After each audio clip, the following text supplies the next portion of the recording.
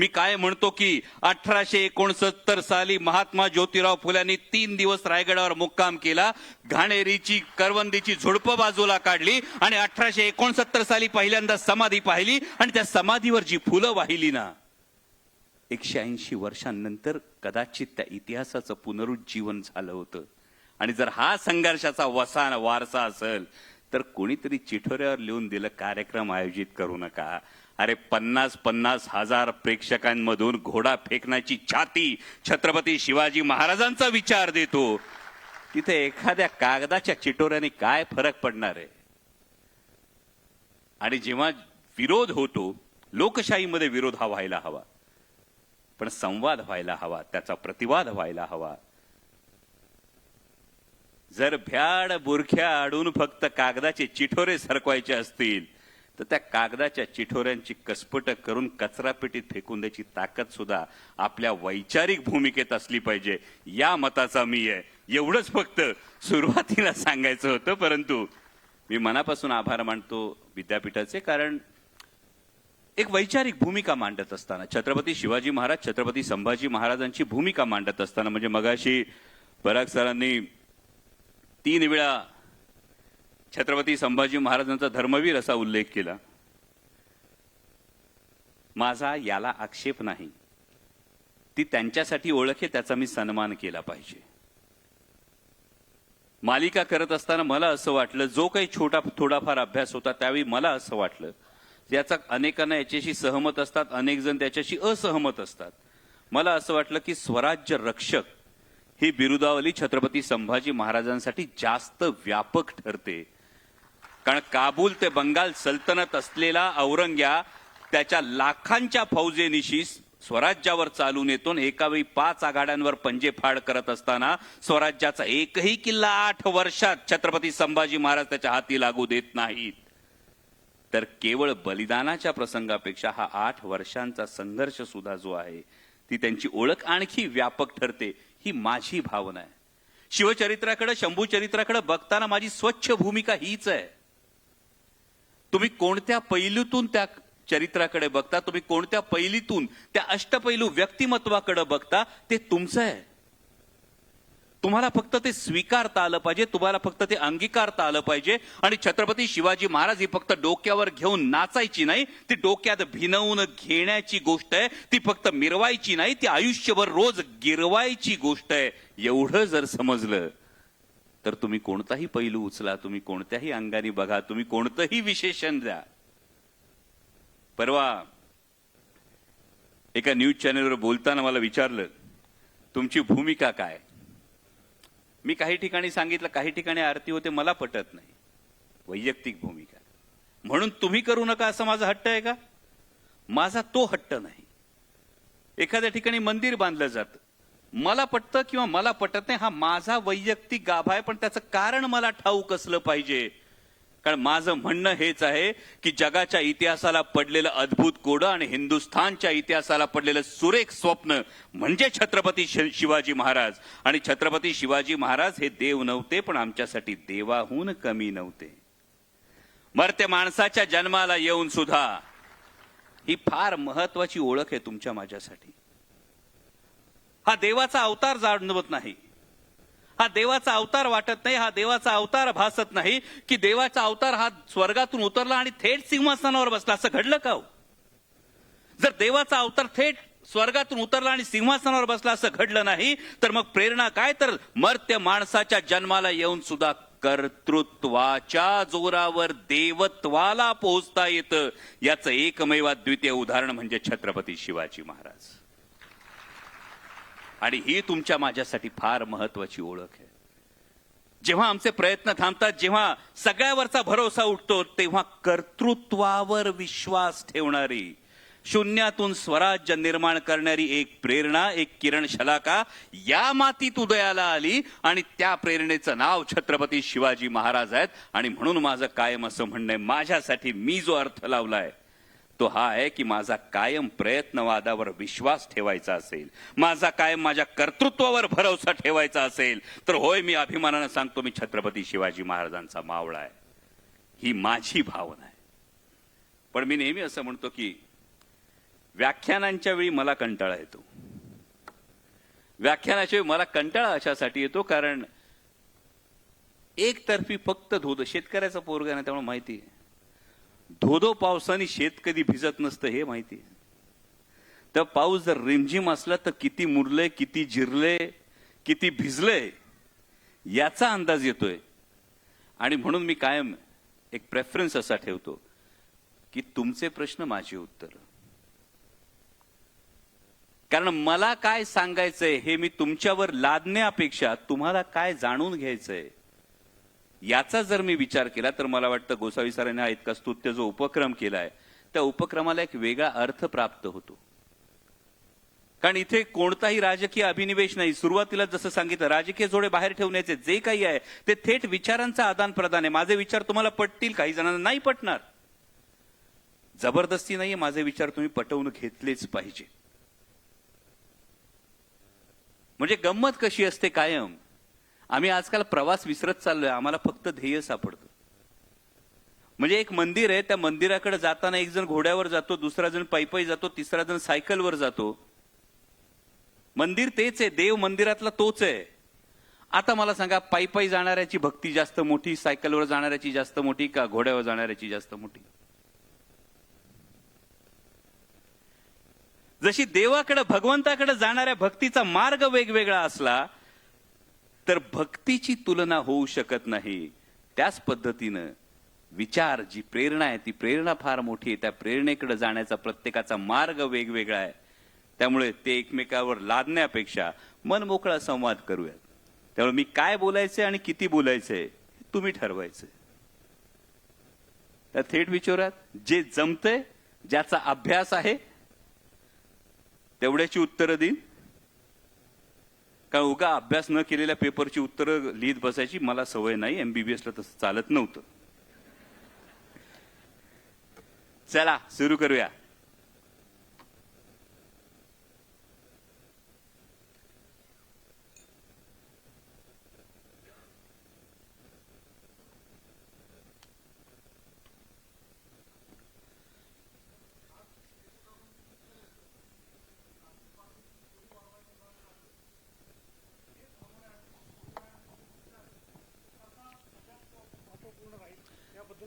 एकदा शांतपणे छत्रपती शिवाजी महाराजांच्या अष्टप्रधान मंडळाकडे नजर टाका. जगातलं सर्वोत्तम सोशल इंजिनिअरिंगचं उदाहरण सुरुवातीला काय असेल तर ते छत्रपती शिवाजी महाराजांचं अष्टप्रधान मंडळ आहे. वेगवेगळ्या जातीच्या त्या जातीच्या जीनपूलनुसार त्या समाजाच्या असणाऱ्या वैशिष्ट्यांनुसार अष्टप्रधान मंडळात तुम्हाला प्रत्येकाला दिलेली जबाबदारी जाणवते. आणि सोशल इंजिनिअरिंग याचा अर्थ मी फार थेटपणे कायम बोलतो, माझ्यासाठी वैयक्तिक सेक्युलरिझम याचा अर्थ लांगुलचालन होत नाही. आणि कडवटपणा याचा अर्थ समोरच्याचा द्वेष होत नाही. त्यामुळे जर छत्रपती शिवाजी महाराज समजून घ्यायचे असतील तर दोन पर्याय कायम समोर ठेवा. मी अमुक जातीत, अमुक धर्मात, अमुक पंथात, अमुक प्रांतात जन्माला आलो याचा न्यूनगंड किंवा अहंकार बाळगणं. कदाचित तुम्ही म्हणालात ती आजची परिस्थिती अनेकदा जाणवते. मी अमुक जातीत, अमुक धर्मात, अमुक पंथात, अमुक प्रांतात जन्माला आलो याचा न्यूनगंड किंवा अहंकार बाळगणं हा एक पर्याय आहे. आणि मी कुठल्याही जातीत, कुठल्याही धर्मात, कुठल्याही पंथात, कुठल्याही प्रांतात जन्माला आलो तरी माझ्या कर्तृत्वानं माझं व्यक्तिमत्व अशा उंचीवर नेऊन ठेवील की माझा माझ्या जातीला, माझा माझ्या प्रांताला, माझा माझ्या पंथाला, माझा माझ्या धर्माला आणि त्याहीपेक्षा महत्वाचं म्हणजे माझा माझ्या राष्ट्राला अभिमान वाटेल. पर्याय दुसरा जो असतो ना तो छत्रपतींच्या मावळ्याचा पर्याय असतो. आणि जर दुसरा पर्याय निवडला तर पहिलं जे वातावरण आहे हे सगळं वातावरण तुम्ही असं मागच्या मागे टाकून देता कुठेतरी. आता T20 वर्ल्ड कप सुरू आहे, बघताय की ना मॅचेस थोडेफार? हा बघताय ना? त्या बुमराची जात सांगा ना पटकन.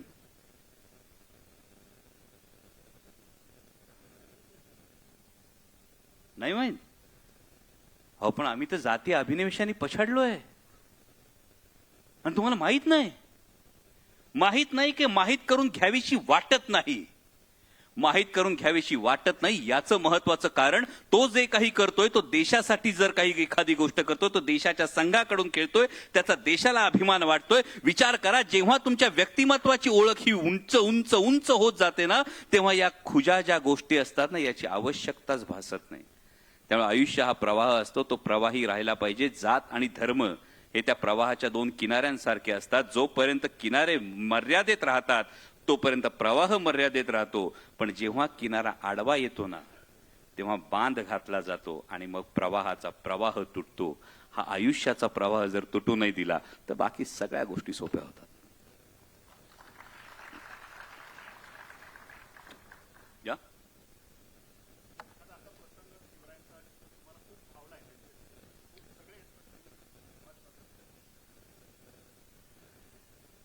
नाही, अनेक प्रसंग आहेत. म्हणजे मी कायम असं म्हणतो की छत्रपती शिवाजी महाराजांच्या आयुष्यातला आपली गंमत कशी होते ना, की आम्ही छत्रपती शिवाजी महाराजांचं आयुष्य किंवा छत्रपती शिवाजी महाराजांचा इतिहास हा अनेकदा केवळ त्या 7 घटनांपुरता मर्यादित करतो. या 7 घटनांपुरता जेव्हा छत्रपती शिवाजी महाराजांचा जर आम्ही संपूर्ण इतिहास मर्यादित केला तर आम्ही त्यांना केवळ त्या फॅन्टसी स्टोरी पर्यंत नेतो. म्हणजे आपण जर बारकाईनं बघितलं तर मी सुरुवातीला एक जी गोष्ट म्हटलं ना, छत्रपती शिवाजी महाराजांची समाधी ही लुप्त असण्याचा काळ जर आपण बघितला तर तो जवळपास 180 वर्षाचा आहे. म्हणजे 1749च्या सुमारास छत्रपती संभाजीराजांचे पुत्र शाहू महाराज यांचं निधन झालं. 1761च्या सुमारास माझ्या माहितीप्रमाणे ताराराणींचं निधन झालं. आणि तरी हा प्रश्न निर्माण होतो, या संपूर्ण काळामध्ये उल्लेख कुठेच नाही छत्रपती शिवाजी महाराजांची. त्यानंतरच्या काळामध्ये छत्रपती शिवाजी महाराजांची जयंती निर्माण झाल्याचे उल्लेख आहेत. इतिहासाचे प्राध्यापक बसले असतील इथे, इतिहासाचे विद्यार्थी बसले असतील. हा मला समाजशास्त्रीय हा प्रश्न पडतो की मग का ही प्रेरणा नव्हती, की ही प्रेरणा दाबली गेली होती, की ही प्रेरणा विसरली गेली होती, ही विस्मृतीत गेली होती. आणि मग जेव्हा 1869 मध्ये महात्मा ज्योतिराव फुले सर ती समाधी शोधतात, त्या समाधीवर फुलं वाहतात, पुढल्या वर्षी शिवजयंती ही साजरी केली जाते. हिराबागेतच सभा ठरली होती आणि माझ्या माहितीप्रमाणे चाफळकर स्वामी त्या सभेचे अध्यक्ष होते. ही हिराबागेत झालेली सभा आहे. आणि त्यानंतर महात्मा ज्योतिराव फुले हा पहिला पोवाडा लिहितात छत्रपती शिवाजी महाराजांचा. त्या पोवाड्याची जर प्रस्तावना बघितली तर या प्रस्तावनेत फार महत्वाची गोष्ट महात्मा ज्योतिराव फुलेंनी लिहिलेली आहे की ती म्हणजे सर्वसामान्यांना हा राजा कळावा, हे छत्रपती कळावेत, या हेतून त्यांनी लिहिलं. आणि मग म्हणूनच या परिप्रेक्ष्यातून जेव्हा मी शिवचरित्राकडे पाहतो तेव्हा मला छत्रपती शिवाजी महाराजांचा राज्याभिषेक ही सर्वात महत्वाची गोष्ट भासते. ती अशासाठी की ती केवळ एक राजकीय क्रांती नव्हती, ती एक फार मोठी सामाजिक क्रांती होती. यासाठी आता तुम्ही म्हणाल राजकीय क्रांती, मी सगळ्यांनी आतापर्यंत वाचलंय की राजा म्हणजे मुसलमान, अशी जी समजूत होती ही समजूत दूर व्हावी की एतद्देशीय माणूस सुद्धा राजा होऊ शकतो. विचार करा काय परिस्थिती असेल. हो, 350 वर्ष या मातीनं राजा बघितलेला नाही. 350 वर्ष. इथं 35 वर्ष मागे काय झालं होतं तुम्हाला मला आठवत नाही. 350 वर्ष या मातीनं राजा पाहिला नव्हता. 350 वर्ष या मातीनं राजधानी पाहिली नव्हती. म्हणजे जे काही आग्र्याच्या भेटीला छत्रपती संभाजी महाराजांना म्हणजे युवराज शंभूराजांना घेऊन छत्रपती शिवाजी महाराज गेले होते, अनेकदा माझ्या मनात हा प्रश्न पडतो की महाराज नेमके शंभूराजांना का घेऊन गेले असतील. उद्याच्या राजाला राजा काय असतो, राजधानी काय असते, राज्य कारभार काय चालतो, याचं बाळकडू देण्यासाठी तर घेऊन गेले नसतील. आणि मग जेव्हा ही घटना घडते तेव्हा ती राजकीय क्रांती असते, पण त्याबरोबरीनं सामाजिक क्रांती फार मोठी आहे ही लक्षात घेणं गरजेचं आहे. काल, आज आणि उद्या सुद्धा ही घटना लक्षात ठेवणं फार गरजेचं आहे. म्हणजे राजा शिवछत्रपती मालिका जेव्हा मी करत होतो तेव्हा त्या मालिकेमध्ये तो प्रसंग चित्रित करताना अजूनही म्हणजे 2000 मला वाटतं 2018 मध्ये मी ती मालिका केली होती. 2008 मध्ये ती मी मालिका केली होती. आजही तो प्रसंग तसाच्या तसा माझ्या डोळ्यांसमोर आहे. आणि तो म्हणजे छत्रपती शिवाजी महाराज राजदंड हातात घेऊन त्या सिंहासनासमोर वळतात. मला वाटतं त्यावेळेचं मालिकेचं जे काही टायटल पेज होतं तेव्हाची ती गोष्ट होती. आता ही घटना सामाजिक क्रांती का, हे लक्षात घेणं गरजेचं आहे. कारण तोपर्यंतचा प्रत्येक हिंदू राजा ही राज्याभिषेकाची शपथ घेत असताना हा धर्मदंड, हा राजदंड त्यांच्या धर्मगुरूच्या हातात दिला जात होता. आणि राजा शपथ अशी घेत होते की माझा राजदंड मी माझ्या धर्मगुरूच्या हातात देतो आहे, आणि जर माझ्याकडून काही अनुचित प्रकार घडला तर माझा धर्मगुरू माझ्या मस्तकावर या राजदंडाचा प्रहार करून मला पदच्युत करेल. ही शपथ होती राजाची. याचा अर्थ काय होता? सत्ता कुठली वर होती? धर्मसत्ता ही राजसत्तेच्या वर होती. राजाला पदच्युत करण्याचा अधिकार हा धर्मसत्तेच्या हातात होता. आणि छत्रपती शिवाजी महाराज सामाजिक क्रांती त्यासाठी मला वाटते की राजदंड स्वतःच्या हातात ठेवलेला आहे आणि ही प्रेरणा दिलेली आहे की धर्मसत्ता ही राजसत्तेच्या डोक्यावर नाही, तर धर्मसत्ता आणि राजसत्ता एकमेकीच्या खांद्याला खांदा लावून रयतेच्या कल्याणासाठी राबत राहतील. ही सामाजिक क्रांती. आणि मला वाटतं माझ्यासाठी आज सर्वात मोठा प्रसंग शिवचरित्रातला माझ्या काळजावर कोरलेला आहे.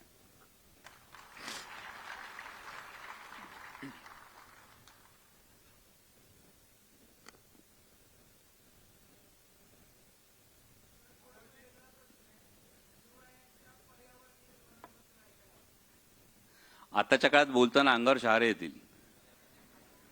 म्हणजे साधं तुम्ही एक आज्ञापत्र जरी घेतलं ना, म्हणजे मी स्ट्रिक्टली सांगितलं मी राजकीय भाष्य करणार नाही, पण एक साधं आज्ञापत्र घेतलं की महाराजांनी आरमाराच्या वेळी लाकूड कुठलं गोळा करावं आणि हे लाकूड गोळा करत असताना कुठली कुठली झाडं तोडू नयेत, हे जर महाराजांचं आज्ञापत्र एक जर बघितलं ना, तर आज एखाद्या कार्यक्रमासाठी झाडांची कत्तल होत असताना पर्यावरणप्रेमी थकून जातात ओरडून ओरडून, पण ही काळाची गरज आहे असं सांगितलं जातं.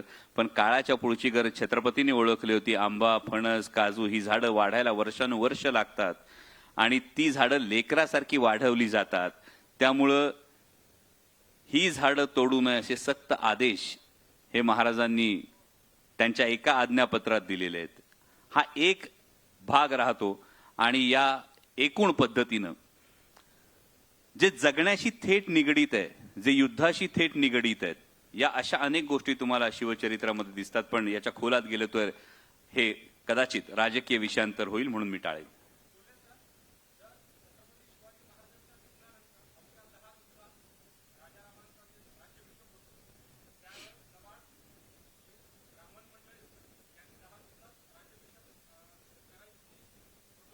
थोडी दुरुस्ती करेन.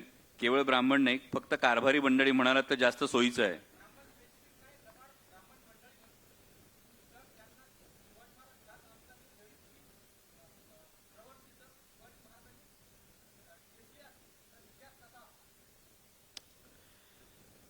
कसं असतं, जर तरच्या या सगळ्या गोष्टी वेगवेगळ्या आहेत. म्हणजे जर ही प्रवृत्ती वेळीच ठेचली गेली असती तर त्याच्या आधीच एक शक्यता येते, मग ही प्रवृत्तीने त्यावेळी डोकं वर काढण्याची हिंमत दाखवली असती का? बरं, दुसरी एक गोष्ट फार महत्वाची आहे. छत्रपती शिवाजी महाराजांनी संभाजी महाराजांना सांगितलेली की राजाला आपलं काळीज तलवारीच्या धारेवर ठेवून रयतेचा संसार करावा लागतो. आणि हा संसार करत असताना काही चुकतात, मागतात, त्यांनाही सांभाळून घ्यावं लागतं. त्यामुळे कदाचित महाराजांना पूर्णपणे ठाऊक नसेल अशी गोष्ट नसेल. अनेकदा असं म्हणतात, हिस्ट्री रिपीट्स इटसेल्फ. हे अनेक ठिकाणी अनेकदा आपल्याला अनुभवायला मिळतं की कदाचित ज्या कारभारी मंडळांना सत्तेच्या परिघात उभं राहून त्यांना ती सत्ता दिसली असेल, जरी त्यांना ते पद महत्वाचं नसेल, तर अशा वेळी कारभाऱ्यांच्या मनात ही किंतु परंतु ही शंका आली असेल का? दोन शक्यता आहेत. फार महत्वाची गोष्ट एक लक्षात घ्या आधी बोलताना, की इतिहास हा एका बिंदूसारखा आहे. नेमकं काय घडलं ते फक्त त्याला ठाऊक आहे. त्याच्या आजूबाजूच्या फक्त शक्यता आपल्याला वर्तवायच्या. तर त्यातली पहिली शक्यता ही येते की कदाचित त्या कारभारी मंडळींना असं वाटलं का की एक अजाणता राजा जर बसला, कारण राजाराम महाराजांचं वय तेव्हा अगदी लहान होतं, अजाणता राजा जर बसला तर कदाचित कारभाराची सूत्र पूर्णपणे आपल्या हाती येतील म्हणून त्यांनी घाई केली का? जर युवराज शंभूराजे जर छत्रपती झाले तर आपले जी आमिष आहेत, आपले जे काही मनोरथ आहेत, ही सफल होणार नाहीत म्हणून त्यांनी घाई केली का? पण तुम्ही जरी हे, आणि तिसरा तर्क हा आहे, ते स्वराज्यद्रोही होते का? तर मला तिसरा तर्क फारसा संमत होत नाही मी स्वतः यासाठी. कारण आपण ज्या जहाजात बसलोय, ज्या बोटीत बसलोय, तीच बोट बुडवावी असं अनेकांना त्यावेळी वाटलं नसेल. पण अनेकदा होतं असं की तात्कालिक स्वार्थापायी दीर्घकालीन नुकसान हे आपण कधी बघत नाही. तुम्ही जे म्हणता त्या कारभाऱ्यांचं कदाचित हेच झालं असावं. तात्कालिक स्वार्थापायी दीर्घकालीन आपलं काय नुकसान होऊ शकतं याचा त्यांनी विचार केला नाही आणि त्यामुळे या सगळ्या गोष्टी घडल्या. परंतु हे जर महाराजांना त्याची सुरुवातीलाच कल्पना आली असती तर महाराज पॉलिटिकली किंवा स्वराज्य दृष्ट्या इतके, ज्याला आपण एक श्रूड लीडर म्हणू शकतो, तर अनेक इतिहासकार असंही मानतात की साक्षात स्वराज्य संकल्पक शहाजी महाराज साहेब जरी स्वराज्याच्या विरोधात तलवार घेऊन उभे राहिले असते तरी महाराजांनी तलवार म्यान करण्याआधी दोनदा विचार केला असता. इतके महाराज थेट स्वराज्याचं ध्येय पाळणारे होते आणि त्यामुळे मला वाटतं ही प्रवृत्ती तेव्हा आली असती तर चित्र हे वेगळं झालं असतं.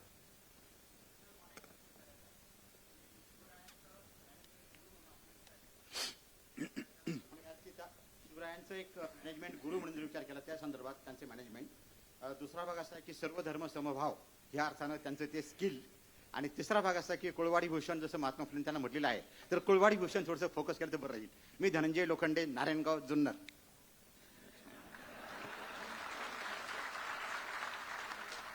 खरं तर जुन्नर तालुक्यातल्या माणसाला महाराज वेगळे सांगायचे नसतात. उदापूरचा आहे मी. कारण आम्ही कायम एक अभिमानानं मिरवतो ही गोष्ट. कारण महाराष्ट्राला जेव्हा पुस्तकातून महाराज दिसतात ना, त्याच्या काही दिवस, काही महिने, काही वर्ष आधी का होईना जुन्नरकरांना शिवनेरीच्या रूपानं महाराज हे कायम जाणवत असतात, अशी माझी हे जुन्नरकर असल्यामुळे ही धारणा आहे. एक फार महत्वाची गोष्ट, छत्रपती शिवाजी महाराजांचं मॅनेजमेंट, मी अनेक ठिकाणी हे सांगितले, तुम्ही ऐकलं सुद्धा असेल, की महाराजांना जेव्हा आपण स्वॉट अनालिसिस अप्लाय करतो, हे स्वॉट अनालिसिस नेमकं काय आहे हे जर बारकाईनं बघितलं तर S stands for strength, W stands for weakness, O stands for opportunity, T stands for target and T stands for threat. Chhatrapati Shivaji महाराजांनी आपली ताकद ओळखली. मॅनेजमेंट काय सांगतं? आपली ताकद ओळखा, आपल्या ताकदीनुसार पुढे चला. महाराजांनी आपली ताकद ओळखली. ही ताकद होती सह्याद्रीच्या रांगा, ही ताकद होती गनिमी कावा. आता या गनिमी काव्याची देण नेमकी आली कुठून? हा गनिमी कावा, मी पुन्हा म्हणतो, मी खूप सुरुवातीला अत्यंत जबाबदारीनं वाक्य वापरलं, माणसाच्या जन्माला येऊन कर्तृत्वाच्या जोरावर देवत्वाला पोहोचणं. गनिमी कावा ही ताकद आली कुठून? म्हणजे नंतर माओ त्से-तुंग त्याच्या आत्मचरित्रामध्ये लिहितो, चीनमध्ये the tactic of guerrilla war was learn from a Hindu king name Shivaji in India. पण नेमका गरिला वॉरफेअर हे आलं कुठून? तर ते स्वराज्य संकल्पक शहाजी महाराज साहेबांकडून शिवाजी महाराजांकडे आलं. मलिक अंबर हा जो एक सेनापती होता, या मलिक अंबर कडून शहाजी महाराज साहेबांकडे आलं. त्याच्यावर संस्कार करून सह्याद्रीच्या रांगांमध्ये आणखी त्याला रुजवून मुरवून शहाजी महाराज साहेबांनी कदाचित ते शिवाजी महाराजांना दिला आणि शिवाजी महाराजांनी हा सगळा स्वराज्याचा पसारा हा सह्याद्रीच्या रांगांच्या आडोशानं उभं केला. उगाच कुठेतरी मोकळ्या मैदानात हिम्मत दाखवायची आणि हे दाखवायचं म्हणून जाऊन महाराजांनी किल्ले नाही उभे केले. एक दोन स्वाऱ्या केल्या, पण महाराजांनी मुद्दाम जाऊन तिथे स्वराज्याची मुहूर्तमेढ रोवली. अशी पद्धत महाराजांनी मोकळ्या मैदानात करणं टाळलं, पण त्यांनी सह्याद्रीच्या आडोशानं संपूर्ण स्वराज्य उभं केलं. दुसरी गोष्ट आहे ते वीकनेस. ही फार महत्वाची गोष्ट. म्हणजे वैचारिक क्षमता काय असू शकते. अनेकदा आपल्याकडे असं सांगितलं जातं की हे करू नको, का तर ग्रंथात सांगितलंय म्हणून. हे करू नको, का तर तशी प्रथा आहे म्हणून. हे करू नको, का तर आपल्यात करत नाहीत म्हणून. बरोबर? तसं हिंदुस्थानात एक गोष्ट केली जात नव्हती, समुद्र पर्यटन. समुद्रावर पाऊल ठेवणं निषिद्ध मानलं जात होतं, समुद्र ओलांडणं निषिद्ध मानलं जात होतं. कारण हिंदूंच्या धर्मशास्त्रामध्ये समुद्र ओलांडणं निषिद्ध मानलं होतं. आणि त्यामुळे 7व्या शतकात तामिळनाडू मधल्या, तामिळ देशातल्या चौलच्या राजांचा आरमार होतं. तुम्ही कदाचित ते मध्यंतरी सिनेमे आले होते, PS1 PS2 पाहिले सिनेमे, ते 7व्या शतकात आरमार होतं भावांनो. 7व्या शतकात चौलच्या राजांचा आरमार होतं आणि त्यानंतर धर्मशास्त्रात निषिद्ध आहे या एकमेव कारणास्तव एकाही हिंदू राजानं आरमार तयार केलं नाही. 1, 2, 3, 4, 10, 15 नाही, पुढची 1000 वर्ष. विचार करा, एखादी रूढी, एखादी चुकीची समजूत ही राष्ट्राचं किती मोठं नुकसान करू शकते. 1000 वर्ष आरमार नाही, 1000 वर्ष राष्ट्राची सागरी बाजू ही पूर्णपणे लंगडी पडलेली आहे. आणि 1000 वर्षांनंतर हा वीकनेस छत्रपती शिवाजी महाराज ओळखतात की आमच्याकडे आरमार नाही, आम्ही समुद्रावर पाय ठेवत नाही, म्हणून अरब आले, डच आले, पोर्तुगीज आले, इंग्रज आले, मुघल आले, या सगळ्यांनी समुद्रावर सत्ता निर्माण केली आणि मग महाराज 1000 वर्षांनंतर आरमार उभं करतात. आणि ते आरमार अशा तोडीचं उभं करतात की ते फिरंग्यांच्या तोडीस तोड आरमार महाराज उभं करतात 1000 वर्षांनंतर. मी कायम असं मानतो की महाराज इथं अस्तित्वात नसलेल्या वीकनेसला, त्या कमकुवत बाजूला ओळखून तिची एवढी मोठी ताकद तयार करतात. This stands for W for Chhatrapati Shivaji Maharaj. मग येतो O, ऑपॉर्च्युनिटी. म्हणजे अफजल खान जेव्हा चालून आला तेव्हा आम्हाला तो इतिहास फक्त एवढाच वाटतो की प्रतापगडाच्या पायथ्याची फाडला खाणं, प्रत्येकाला अभिमानास्पदच इतिहास आहे. पण नेमका अफजल खान होता कोण? अफजल खान दख्खनच्या पठारावरचा सगळ्यात नावाजलेला सेनापती होता, ज्यानं औरंग्या शहजादा असताना शहजादा औरंगजेबाला कैद करून ठेवलं होतं. इतका पराक्रमी सेनापती हा त्यावेळचा अफजल खान होता. आणि इतका पराक्रमी सेनापती तोपर्यंत स्वराज्यावर जी काही फौज चालून आली होती त्यापेक्षा कैकपट फौज घेऊन जेव्हा अफजल खान चालून येत होता तेव्हा आलेलं फार मोठं संकट होतं. या संकटाच्या वेळी अनेकांनी सल्ला देण्याचा प्रयत्न केला होता की तह करू आणि मागे हटू. तुमच्या माझ्या आयुष्यात अनेकदा येतं संकट.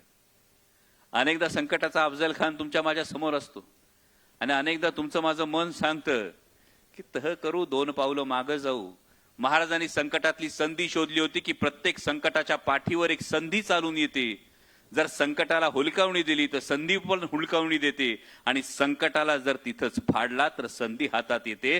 केवळ पुणे सुपे परगण्यापुरतं असलेलं स्वराज्य आणि दख्खनच्या पठारावर द्वाही फिरली. जेव्हा अफजल खान फाडला तेव्हा द्वाही फिरली की छत्रपती शिवाजी नावाचा राजा या दख्खनच्या पठारावर उदयाला आला.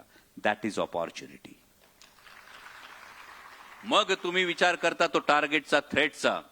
कारण आम्ही एक गोष्ट करत असताना आम्ही त्याच्या पर्यायी गोष्टीचा कधीच विचार करत नाही. आमच्याकडे प्लॅन बी अनेकदा रेडी नसतो. अनेकदा हा प्रश्न जेव्हा आपण शिवचरित्राला विचारतो की एकीकडे रायगडासारखा अभेद्य किल्ला उभा असताना, त्या रायगडावर छत्रपती शिवाजी महाराजांचा राज्याभिषेक झालेला असताना महाराजांना दक्षिण दिग्विजय करावा असा वाटतो. महाराज दक्षिण दिग्विजय करतात आणि महाराज दक्षिण दिग्विजय करून येत असताना कधी जर तुम्ही जिंजीला गेलात तर जिंजीचा किल्ला सुद्धा आवर्जून बघा. इतक्या लांब महाराजांना दक्षिणेमध्ये जिंजीच्या ठिकाणी किल्ला का करावा असा वाटतो? तर कदाचित मग इथे प्लॅन बी ऑपरेट होत होता का? की जे मी मगाशी छत्रपती संभाजी महाराजांविषयी म्हणालो की लाखोंची फौज घेऊन काबूल ते बंगाल सल्तनत असलेला औरंग्या जेव्हा स्वराज्यावर चालून आला, हे आज ना उद्या घडणार आहे. कारण जोपर्यंत स्वराज्याचा कार्यकाळ आहे तोपर्यंत औरंगजेब अनेक वेगवेगळ्या लढ्यांमध्ये गुंतलेला आहे. आणि जशी औरंगजेबातली राजपुतानातली लढाई असेल, पंजाबची लढाई असेल, त्याचा इतर ठिकाणचा बंगालमधला जो काही असमंजस अस्वस्थतेचा काळ असेल तो संपल्यानंतर कधी ना कधी औरंगजेबासारखं सैन्य, मुघलांचं सैन्य हे पूर्णपणे स्वराज्यावर चालून येऊ शकते. ही भीती कदाचित, हा धोका कदाचित महाराजांनी ओळखला आणि महाराजांनी थेट जिंजी पर्यंतच जो प्लॅन बी आहे तो जर तुम्ही ऑपरेट केलेला पाहिला तर त्यामुळे स्वराज्य टिकलं. छत्रपती संभाजी महाराजांच्या बलिदानानंतर रायगड अवघ्या काही महिन्यात पडल्यानंतर छत्रपती राजाराम महाराजांना जिंजीच्या आश्रयानं स्वराज्य टिकवता आलं, मावळ्यांना लढता आलं. हा होतो जी थ्रेट आहे ती आधीपासून ओळखून त्यानुसार पुढे जाणं. आणि शेवटची गोष्ट राहते ती टार्गेट. पुन्हा तुमचं माझं टार्गेट जे काही असतं ते आमचं भौतिक असतं, ते आमचं जवळचं असतं. पण जेव्हा ध्येय उदात्त असतं तेव्हा नेमकं काय होतं तर मी जे म्हणतो की 350 वर्षानंतर जगाच्या इतिहासातलं एकमेवाद्वितीय उदाहरण आहे की ज्या राजाचं नाव घेतलं की आजही आमचा ऊर अभिमानानं भरून येतो. ते नाव म्हणजे छत्रपती शिवाजी महाराज. कारण या स्वराज्यापेक्षा आकारानं मोठी असलेली अनेक राज्य उदयाला आली, अस्ताला गेली.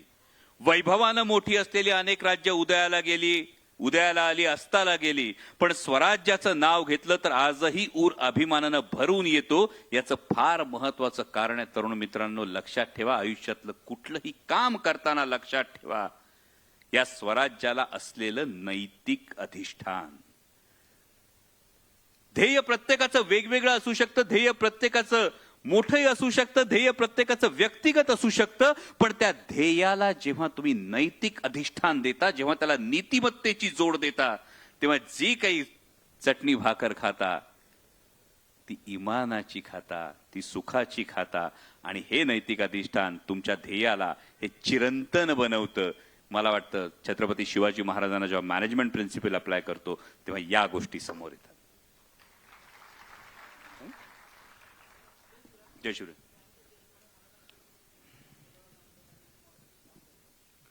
काल म्हणजे आपण बोललात राजकारणाबद्दल बोलणार नाही त्या संदर्भात, परंतु काल आम्ही दादांसोबत शिवनेरी गडावर होतो. सकाळी पहाटे 5 वाजता आम्ही गड चढला. आज जे 1-1.5 वर्ष आपण पाहतोय की छत्रपती शिवाजी महाराजांबद्दल बोलून काही राजकारण घडतंय, त्याच्यावर विविध वाद होत आहेत. पण काल एक अजून एक गोष्ट न पटणारी दुःखदायक दिसली की ज्या छत्रपती शिवाजी महाराजांचा जन्म झाला ते स्थळ आहे, त्या स्थळापासून अवघ्या 100-150 मीटरावर हेलिपॅड करण्यात आलं. मग आज जो संघर्ष योद्धा मनोजदादा जरांगे पाटील असतील, असे असंख्य लोक ज्यांच्या किडनी सुजली आहे, मी भरपूर जण पाहिले की जे चालत वर गडावर चालत जात होते. परंतु हे मंत्री लोक आज जर त्यांच्या स्वतःच्या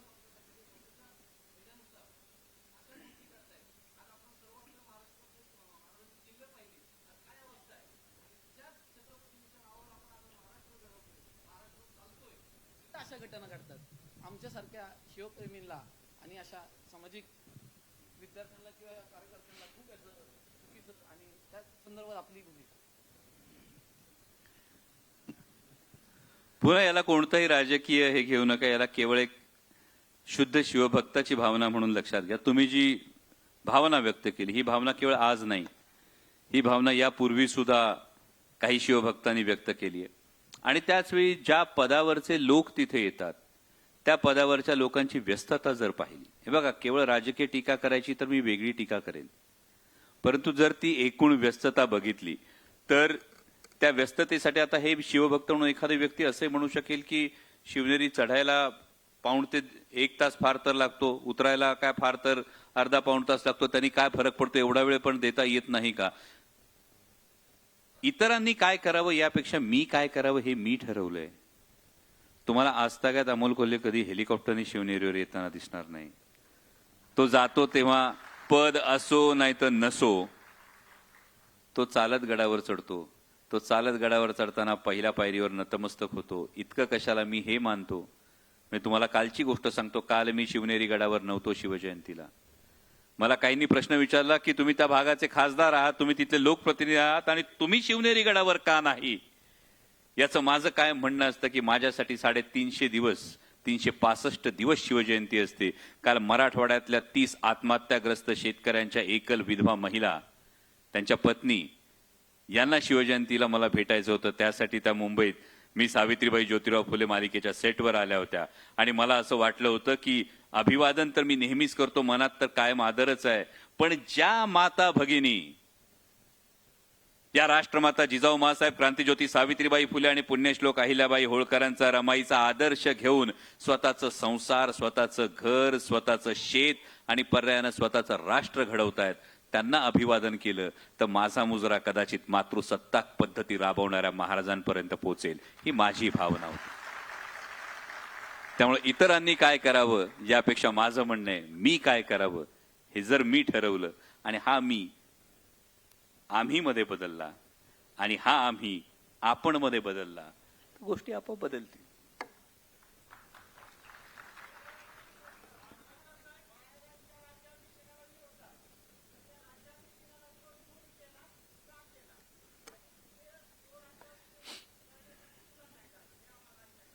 यामध्ये अनेक तत्कालीन परिस्थिती, मी जसं सुरुवातीलाही म्हणालो की यामध्ये महाराजांच्या राज्याभिषेकाला विरोध झाला, ही वस्तुस्थिती आहे. हा विरोध होत असताना यामध्ये काही गोष्टी होत्या आणि एक जर तात्कालीन परिस्थिती जर तुम्ही बघितली तर 350 वर्ष एखादी गोष्टच नाहीये. म्हणजे जर या सभागृहामध्ये जर व्याख्यान होतं हे तुम्हाला ठाऊकच नाहीये, 350 वर्ष व्याख्यान कसं असू शकतं हे जर माहितीच नसेल तर त्याविषयी अनेक प्रश्न निर्माण करायला जागा निर्माण होते. आणि मग हा नेमका अधिकार कोणाला आहे, या संदर्भात कोणी नेमके संस्कार करायचे, यामध्ये यांनी मान्यता द्यायची किंवा त्यांनी मान्यता द्यायची नाही. त्यानंतर तुम्ही अ.रा. कुलकर्णींचं अशी होती शिवशाही हे जर पुस्तक वाचलं तर तुम्हाला अ.रा. कुलकर्णींच्या अशी होती शिवशाहीमध्ये फार डिटेल या संपूर्ण इतिहासाविषयी किंवा राज्याभिषेकाच्या विरोधाविषयी हे सगळे डॉक्युमेंट्स मिळतात. मी जे सांगण्याचा भावा प्रयत्न केला तो फार महत्वाचा होता की एखादा विरोध झाला आणि त्या विरोधातून कृती काय झाली. मला वाटतं महाराजांची राजदंड हातात धरण्याची कृती ही या सगळ्या विरोधाचं चोख उत्तर होती, जी आजच्या काळात सुद्धा प्रेरणा देते की धर्मसत्तेने ठरवायचं नाही काय करायचं, तर धर्मसत्तेने राजसत्तेच्या खांद्याला खांदा लावून रयतेच्या कल्याणासाठी राबायचं. मला वाटतं वादापेक्षा महाराजांनी संवादातून एक फार मोठा मेसेज इथं दिलाय.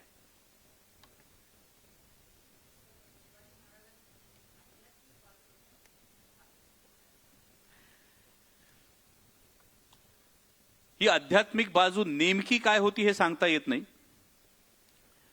कारण मगाशी जसं मी अफजल खानाच्या वधाचा प्रसंगाचं जे उदाहरण दिलं, या उदाहरणामध्ये एक प्रचंड वेगळ्या पद्धतीनं रणनीती ही महाराजांनी आखलेली आपल्याला दिसते.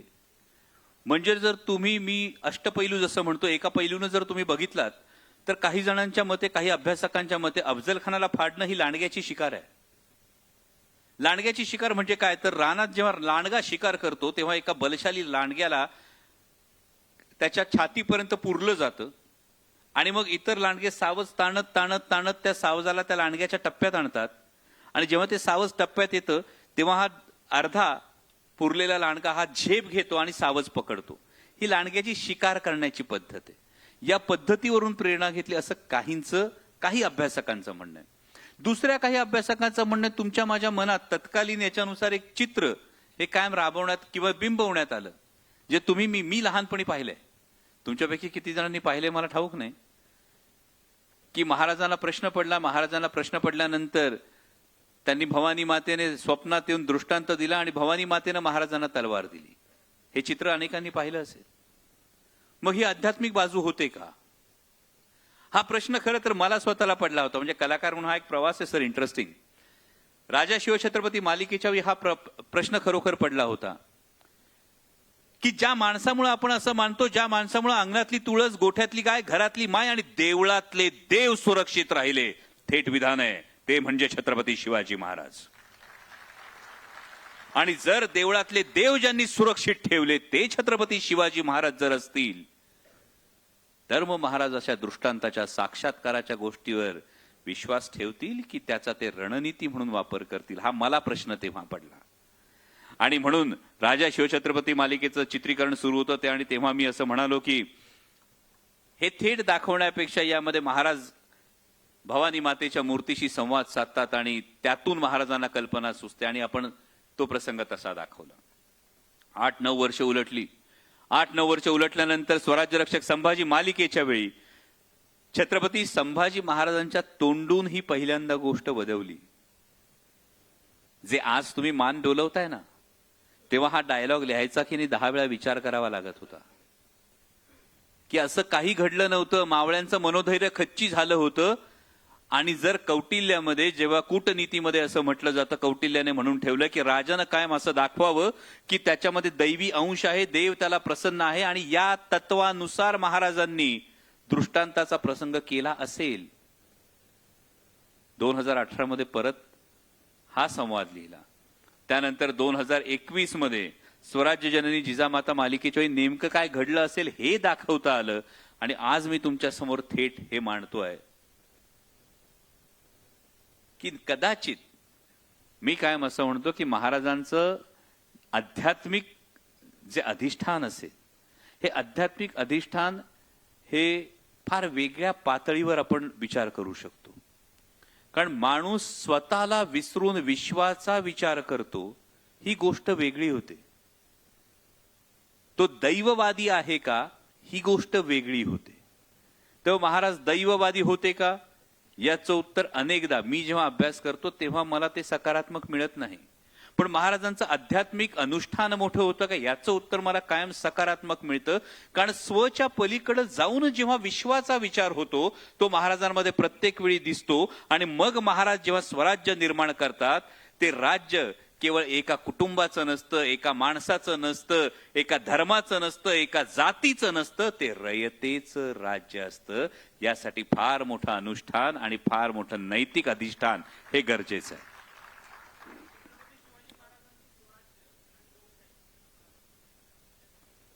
मी परवा गमतीने एक विधान केलं होतं, मी पुन्हा राजकीय अर्थ लावत नाही. हे प्रत्येक वाक्याला डिस्क्लेमर द्यावं लागतो सर. नाही, गंमत ही होते ना की छत्रपती शिवाजी महाराजांना वगळून महाराष्ट्राचा देशाचा इतिहास लिहिता येत नाही. म्हणजे आताही ज्या गोष्टी समोर येतात असो, तर तुम्ही जे म्हणाला त्याच्यावरचं अगदी एक छोटं उत्तर असं आहे की छत्रपती शिवाजी महाराजांचं मी जसं म्हणालो की हे राज्य एका व्यक्तीचं, एका कुटुंबाचं, एका जातीचं, एका धर्माचं असण्यापेक्षा सर्वसामान्य रयतेचं राज्य असणं, हे राजेशाहीत असलेलं लोकशाहीचं बीज आपल्याला दिसतं.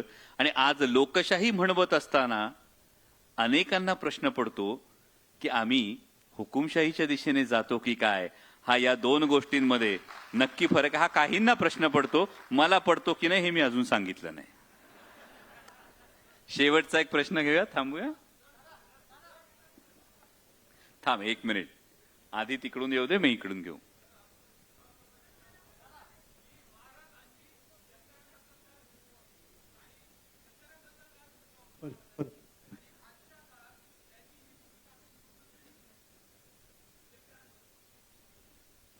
ताई लई जिव्हाळ्याचा प्रश्न आहे. कारण पावलाला माती लागल्याशिवाय मातीशी इमान राहत नाही. आणि त्यांनी मातीतल्या जो प्रश्न विचारलाय, एक मिनिट भावा, तेवढं फक्त उत्तर देतो. छत्रपती शिवाजी महाराजांची एका वाक्यातली सगळ्यात महत्वाची गोष्ट जी आम्ही फक्त भाषणांमध्ये वापरतो आणि भाषणांमध्ये जी उचलतो ती गोष्ट आहे, रयतेच्या भाजीच्या देठाला धक्का लागू देऊ नका. ही जेव्हा एक गोष्ट आम्ही म्हणतो ना, त्याच्या मागे अनेक आयाम आहेत, अनेक याच्यामध्ये पॉलिसी या महाराजांच्या आहेत. म्हणजे महाराजांचं दुष्काळाच्या वेळी नेमकं शेतकऱ्यांना काय सवलत देणं होतं हे जर बारकाईने तुम्ही बघितलं, इतकंच कशाला, महाराजांची जर सैन्य भरती आपण बघितली, जर जे साधारणतः 4 महिने फक्त शेती करणार आणि 8 महिने सैन्यात भरती होणार अशी जी परिस्थिती होती, ही महाराजांच्या काळात बदलली. त्यांनी पूर्ण वेळ सैन्य भरती सुरू केली. थोडक्यात शेतीवर असणाऱ्या कुटुंबांना एक परमनंट रोजगार हा महाराजांनी तयार करून दिला. महाराजांनी शेतकऱ्यांसाठी उच्च प्रतीचं बी बियाणं दिलं. जेव्हा दुष्काळ झाला, जेव्हा अवकाळी झाली, तेव्हा महाराजांनी सवलत दिली. महाराजांच्या काळी कधी शेतकऱ्यांना आंदोलनं करावी लागली नाही, शेतकऱ्याला कधी धरण्यावर बसावं लागलं नाही की अरे अवकाळी झाली, तुमच्या डोळ्यांना दिसती, दुष्काळ पडलाय, तुमच्या डोळ्यांना दिसतोय, पण तरी सुद्धा शेतकऱ्याला आजच्या काळात दिलासा मिळत नाही. हे दुर्दैव आहे.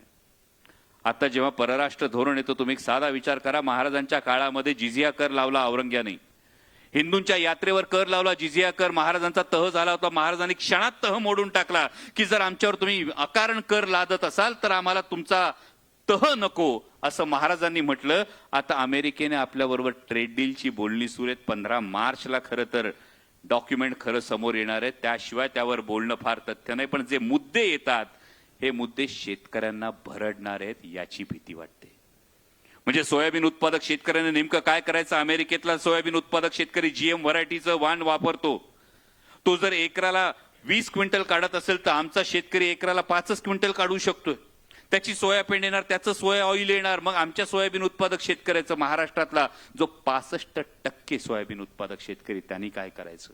लांब धाग्याचा कापूस जेव्हा येतो तो विचार करा, मागच्या वेळी बोलणी सुरू झाली, 15 लाख गाठी आल्या. MSP पेक्षा कापसाचा भाव 1,500 रुपयांनी कमी होता, हमी भावापेक्षा 1,500 रुपयांनी. इथं तुम्ही बसलेले आहात सगळे नोकरी करणारे जर लोक असाल, उद्या जर युनिव्हर्सिटीने तुम्हाला सांगितलं तुम्हाला जो काय पगार मिळणार आहे या पगारातली 25% रक्कम आम्ही कापून घेणार, चालतंय का?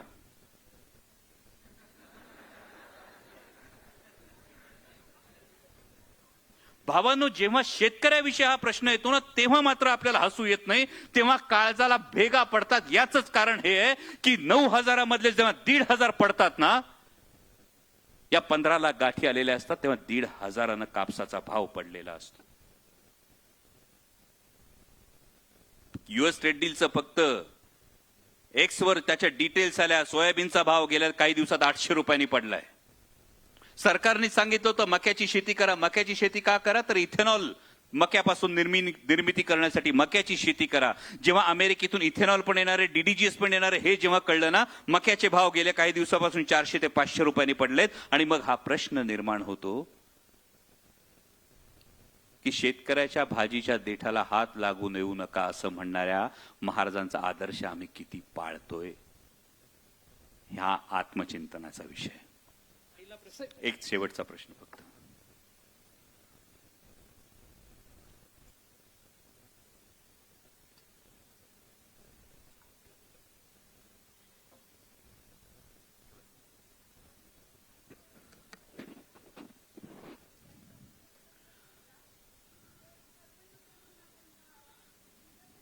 नसेल तर मग आपण स्वराज्य याला हिंदवी स्वराज्य म्हणावं की जनतेचे राज्य याबद्दल काय?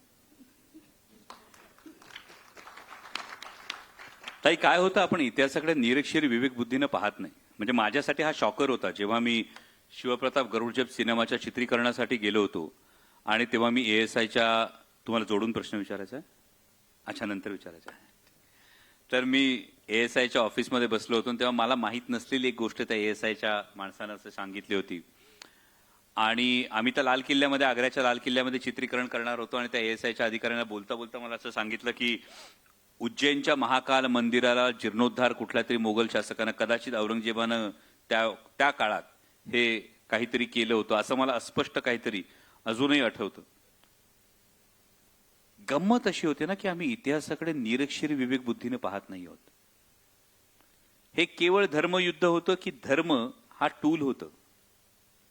अनेकदा सत्ता संघर्षासाठी धर्म हे टूल असतं का, हा प्रश्न येतो. जर मुघल शासक आणि छत्रपती शिवाजी महाराज यांच्यातला संघर्ष केवळ धर्मयुद्ध होता असं जर आपण म्हटलं तर मग औरंग्याने आदिलशाही आणि कुतुबशाही बुडवण्याचं नेमकं कारण काय असेल, या प्रश्नाचं उत्तर मिळत नाही. आणि दुसरीकडे ही वस्तुस्थिती सुद्धा नाकारता येत नाही की छत्रपती शिवाजी महाराज, जे मी पार्लमेंटच्या फ्लोअरवर उभं राहून बोललोय की yes I am a Hindu and I am proud to be a Hindu, हे मी हाऊसमध्ये बोललोय. हे बोलत असताना माझ्या मनात हीच भावना होती की छत्रपती शिवाजी महाराज हिंदू होते का? होय, होते. मी अभिमानानं सांगतो, गोठ्यातली गाय, घरातली माय, अंगणातली तुळस आणि देवळातले देव महाराजांनी सुरक्षित राखले का? होय, राखले. पण हे सगळं होत असताना हा क्लॅश हा जास्त सीमांचा आहे, हा क्लॅश जास्त एकमेकांवरच्या वर्चस्वाचा आहे, हा क्लॅश केवळ धर्माचा आहे असं जर आपण म्हटलो तर आपण स्वतःची फसगत करून घेऊ. हे इतिहासाकडे तटस्थपणे पाहिलं तर गोष्ट समोर येते.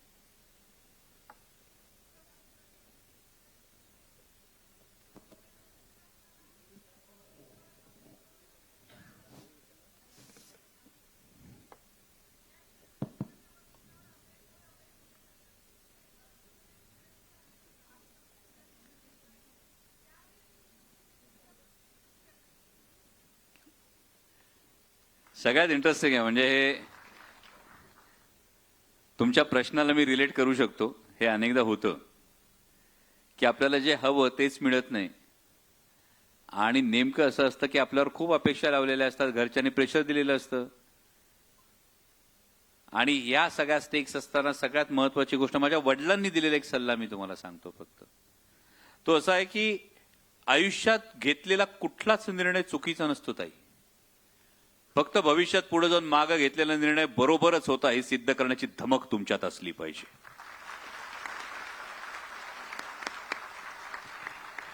आणि त्यामुळे चाकोऱ्यांमधून मला पळता आलं नाही म्हणून कधीच निराश होऊ नका.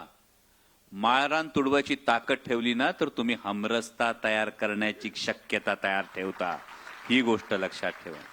आणि जेव्हा तुम्ही शिवशंभूंचा विचार करता तेव्हा सगळ्यात महत्वाचा प्रसंग आहे पुरंदरचा तह आहे. विचार करा, पुरंदरच्या तहात महाराजांनी काय गमावलं होतं, काय शिल्लक काय राहिलं होतं. म्हणजे 3/4 मुलूक हा मुघलांना देऊन टाकला होता. 23 किल्ले मुघलांना देऊन टाकले होते आणि जेमतेम 1/4 मुलूक महाराजांकडे राहतो. शिवाय अवघ्या 8-9 वर्षाच्या मुलाला मनसबदार म्हणून मुघलांच्या दरबारात उभं राहावं लागतं. ही सगळी परिस्थिती एकीकडं आणि छत्रपती शिवाजी महाराज आग्र्याहून सुटल्यानंतर सगळेच्या सगळे किल्ले परत घेतात. इतकंच नाही तर एकमेव राजा असा आहे ज्यांनी त्याच्या हयातीत 3दा राज्य दुप्पट केलंय. अफजल खानाला फडशा पाडला, त्यानंतर राज्य दुप्पट केलं. आग्र्याहून परत आले, त्यानंतर राज्य दुप्पट केलं आणि राज्याभिषेक करवून घेतला. त्यानंतर जेव्हा दक्षिण दिग्विजय केला तेव्हा होतं त्याच्याही दुप्पट पुन्हा एकदा राज्य केलं. जर छत्रपतींचा आपण आदर्श घेतला तर मला काय असं वाटतं की भिंतीला पाठ लागल्यानंतर 2 पर्याय उरतात. जे महाराजांनी आग्र्याच्या भेटीमध्ये कदाचित अवलंबलं असेल की भिंतीला पाठ लागल्यानंतर 2 पर्याय उरतात. एक म्हणजे हातपाय गाळून आहे त्या परिस्थितीला शरण जाणं आणि दुसरा पर्याय उरतो आहे त्या ताकदीनिशी एकवटून समोरच्या संकटाला चितपट करणं. महाराजांचे मावळे असाल तर दुसरा पर्याय निवडा, संकट चितपट झाल्याशिवाय राहणार नाही. Last question.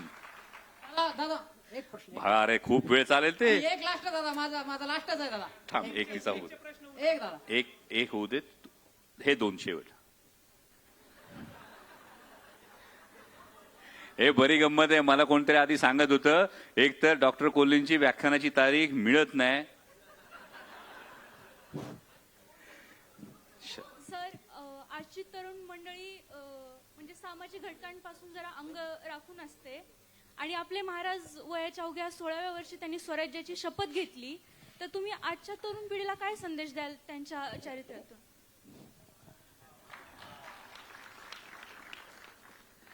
एक फार महत्वाची गोष्ट ती आहे की आजची तरुण पिढी अंग चोरते का, तर तुम्हाला मला लहानपणापासून सांगितलं तर आपल्यापुरतं बघ ना. उगा इकडे तिकडे बघायची खरंच काही गरज नाहीये. पण एवढंच सांगेन की जेव्हा तुम्ही आता धावता, तुम्ही ध्येयाच्या मागे धावणं तुमच्या प्रत्येकाचं कर्तव्य आहे. ते धावत राहिलं पाहिजे.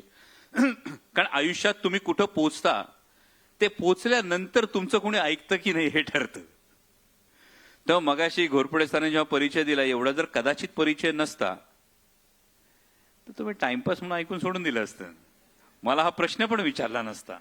आणि त्यामुळे एका ध्येयापर्यंत तुम्हाला हे पोचणं हे खूप गरजेचं असतं. पण त्या ध्येयापर्यंत पोचत जात असताना याच्या पलीकडे एक गोष्ट असते. पहिला एक टप्पा असतो मी माय मायसेल्फ. आता मी फ्री फोकटमध्ये लाईफ कोचिंग देतो. पहिला टप्पा असतो मी माय मायसेल्फ. माझ्यासाठी काय आहे, माझं ध्येय काय आहे, माझी इमिजिएट फॅमिली काय आहे. दुसरा टप्पा असतो तो म्हणजे युअर सेल्फ. तुमच्यासाठी काय आहे, जो तुमच्या इमिजिएट सर्कलच्या थोडासा इनर सर्कल असतो त्याच्यासाठी काय आहे. आणि तिसरा टप्पा जेव्हा असतो तर तो दे देम देअर सेल्फ हा जो असतो तो जर आधीपासून ओळखून घेतला ना की आयुष्यात मी काही जरी केलं तरी एक टप्पा असा येणार आहे की माझी ओंजळ भरणार आहे आणि पोटासाठी फक्त मुठभर लागतं. जर मुठभरापेक्षा जास्त कमवायचा प्रयत्न करत राहिलो तर ओंजळीत पडलेलं सांडून मातीमोल होतं. ओंजळीत पडलेलं सांडून मातीमोल होण्याच्या आधी ओंजळ स्वतःची जरूर भरण्याची शाश्वती करून घ्या. पण सांडणार दुसऱ्याच्या ओंजळीत टाकण्याची जर प्रवृत्ती आधीपासून ठेवली तर एक भावना जी मनात येते. म्हणून मी फार मगाशी जाणीवपूर्वक एक विधान केलं आणि ते म्हणजे नैतिक अधिष्ठान. हे नैतिक अधिष्ठान जेव्हा तुम्हाला कळतं, तरुणाईला एवढंच सांगेन नैतिक अधिष्ठान कसं शोधायचं आणि कुठं शोधायचं. जेव्हा आरशासमोर उभे राहिल्यानंतर मी जे काही केलंय, मी जे काही करतोय, मला स्वतःच्या नजरेला नजर देता येते आणि अंथरुणावर पाठ टाकली की सुखाची झोप लागते. लक्षात ठेवा तुमच्याकडे तुमचं नैतिक अधिष्ठान आहे. एवढीच गोष्ट करा. लास्ट नाही 2 आता. हा थांब त्याला विचारू दे. तो खूप वेळ थांबलाय. दादा सध्याच्या एक मिनिट ताई. दादा सध्याच्या राजकीय परिस्थिती. ताई 1 मिनिट. तो बिचारा नियमाने थांबलाय. तुम्ही असं मागून येऊन अशी घुसखोरी केली तर कसं काय सहन होईल. तो बिचारा थांबलाय. त्याला 3 वेळा थांबवलं होतं. त्या 3 भगिनींसाठी थांबला. आता त्याला विचारू मी येतो. दादा माझा प्रश्न सध्याच्या राजकीय परिस्थितीला अनुसरण आहे. जो माझा मला आधी सांगितलं राजकारण बोलायचं नाही. एकच मिनिट नाही. तेच छत्रपती शिवाजी महाराजांच्या कार्यकाळामध्ये बाजी प्रभू देशपांडेवर ठामपणे छत्रपती शिवाजी महाराज विश्वास ठेवून जातात की विशाळगडावर जाऊन जोपर्यंत तोफेचा आवाज येत नाही तोपर्यंत बाजीप्रभू देशपांडे खंबीरपणे ते किल्ल्यासाठी लढाई देईल, असं ते त्यावेळेस घडतं. सध्याच्या मी स्वतः किंवा काही राजकारणामध्ये तर मला वाटतं आम्ही ज्या वेळेस या सध्याच्या युनिव्हर्सिटीमधले किंवा येणाऱ्या पिढ्या विद्यार्थ्यांच्या त्यांना जर राजकारणामध्ये जायचं असेल आणि राजकारणामध्ये गेल्यानंतर आपल्याला पाहिजे त्या पद्धतीचा नैतिकता असणारा नेता जर शोधायचा असेल तर सध्या परिस्थितीला असा कोणता नेता राहिला राज्याच्या राजकारणामध्ये त्याचं नाव सांगावं आपण.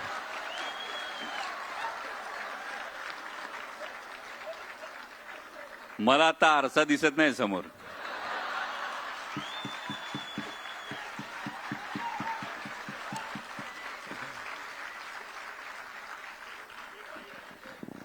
भावा एकच प्रश्न विचारतो तुला.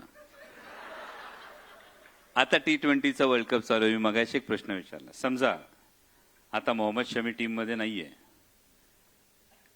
एखादा प्लेअर इंज्युअर झाला आणि सेमीफायनलला पाकिस्तान बरोबर मॅच झाली आणि मोहम्मद शमीनी पहिल्या बॉलला विकेट काढली, रडशील की टाळ्या वाजवशील?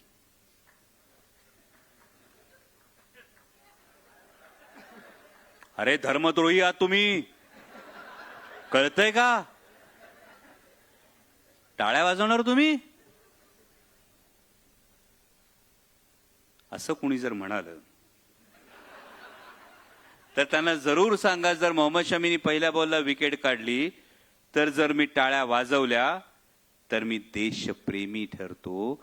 माझी पहिली भावना ही राष्ट्राप्रती समर्पित होते आणि जर माझी अंतर्गत भावना, माझी मूळ भावना, माझी मूळ प्रेरणा ही जर राष्ट्र ही संकल्पना असेल तर मी ती संकल्पना उचलली पाहिजे. आणि भावा, जो पण नेता तुला हे सांगेल ना, तू कुठल्याही जातीत, कुठल्याही धर्मात, कुठल्याही पंथात, कुठल्याही प्रांतात जन्माला आला तरी भावा तू आधी माणूस आहेस, तू या राष्ट्राचा नागरिक आहेस आणि हे राष्ट्र उभं करण्यासाठी मला तुझी गरज आहे. बिनधास्त त्या नेत्याच्या पावलावर चाल, काही घाव उठत.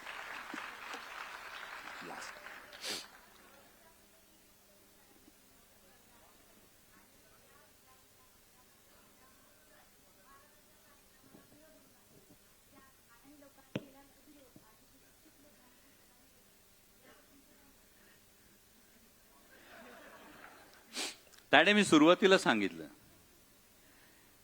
कसं आहे ना, घासल्याशिवाय धार नाही तलवारीच्या पातीला आणि संघर्षाशिवाय पर्याय नाही महाराष्ट्राच्या मातीला.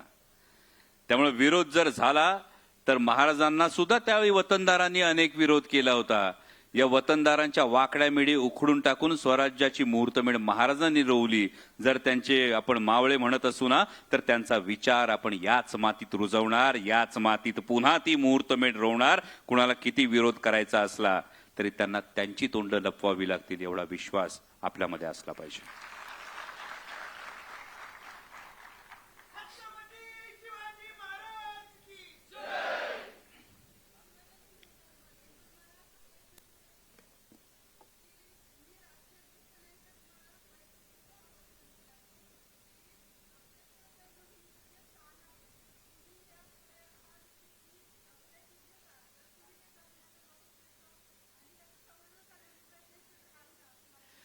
ताई 100% राष्ट्रीय संरक्षित स्मारक आहे पहिली गोष्ट. दुसरं म्हणजे युनेस्कोनं आता 12 किल्ल्यांना हा एक दर्जा दिलेला आहे, जागतिक वारशाचा दर्जा दिलेला आहे. त्यामुळे या गोष्टी नक्कीच होत राहतील. परंतु फार महत्वाची एकच गोष्ट तुम्ही मी तरुण पिढीनं लक्षात ठेवली पाहिजे की हे जे गडकोट आहेत ना, हे छत्रपती शिवाजी महाराजांच्या जाज्वल्य इतिहासाचे एकमेव साक्षीदार आहेत.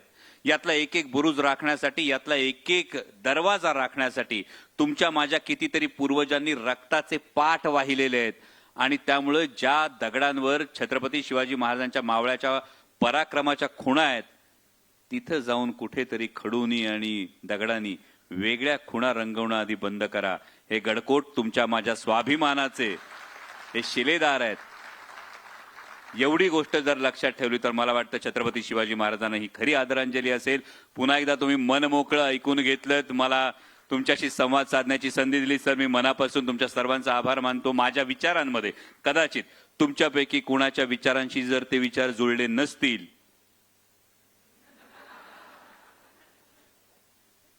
तर कदाचित मला असं वाटतं की त्यासाठी मी दिलगिरी व्यक्त करायला सुद्धा मी मागे हटणार नाही, कारण तुमच्याशी कदाचित ते विचार जुळणार नसतील.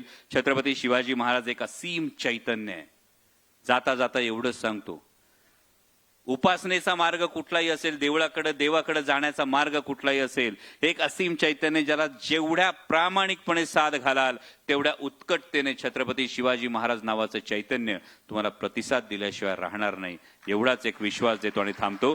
धन्यवाद. जय शिवराय.